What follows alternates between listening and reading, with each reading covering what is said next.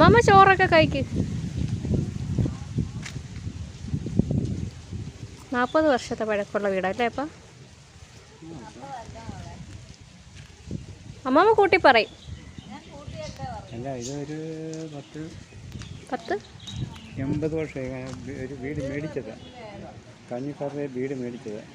പായൽ, ഇത് വേറൊരു പായൽ. ഇത് ഇഷ്ടം പോലെ ഉണ്ട് ഇവിടെ.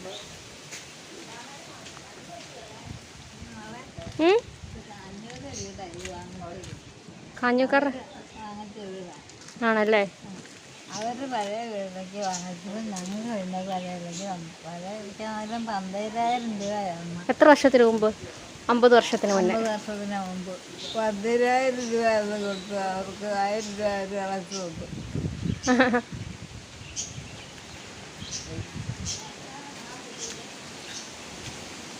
അമ്മാമ്മയ്ക്ക് എത്ര വയസ്സുണ്ട്?